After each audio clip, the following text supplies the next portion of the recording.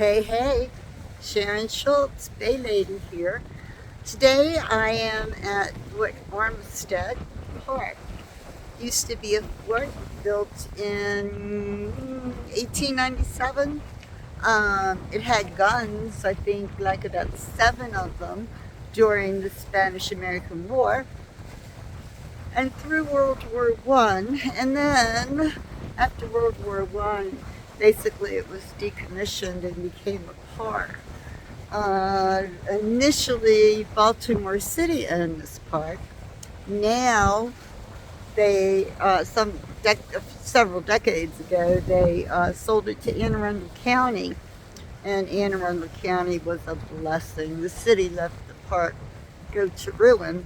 Anne Arundel County has made so many improvements. This is a really, really very popular fishing spot. I'm going to turn the camera around so you can see what the fort you won't see today. The fort is up that hill into the trees, hidden in the woods, definitely hidden from sight. These are the public boat ramps that the county put in, and fishing ramps. It's kind of nice, it goes all the way out.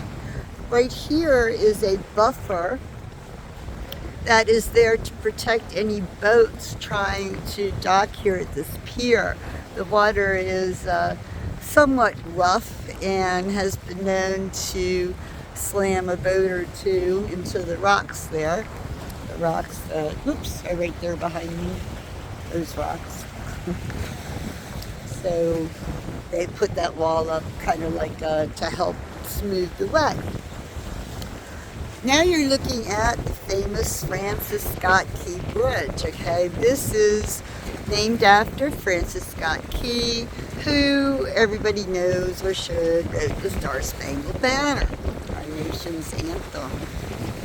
He built it based on, wrote it based on what he saw during the British bombardment of Baltimore during the War of 1812. Further up further to the left where we're looking, you can't see, but that is the way into Baltimore Harbor. All the ships coming into the harbor pass under the Francis Scott Key Bridge. Across the harbor is Fort Howard, another park that we'll visit one day. Out in the middle of the harbor is Fort Carroll, which we won't go visit unless I find a boat. Fort Carroll was also decommissioned. In fact, it was built before Fort Armistead. From what I understand, there are tunnels that still run over there. Tunnels that that used to carry the troops from Fort Armistead to Fort Carroll without having to go out on the water. What you're looking at here is the Patapsco River.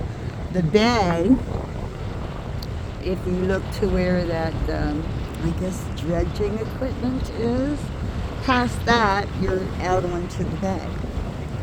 So this is a really important place. Further down that way, I guess over on the other shore, let's see, down there would be Fort Smallwood, one of the other forts. These forts were all built at the turn of the 20th century, in the very late 1900s, as part of a program to defend Baltimore from whatever might attack her. Okay. You see some local people over here fishing. As I said, this is a very popular fishing spot. I guess they must catch a lot because you know, here they are. So anyway, there is a sailboat cruising, and I think I will leave it with that. Around and say goodbye. Please look for me on Rickshaw Virtual Tours, and hope to see you around. Bye.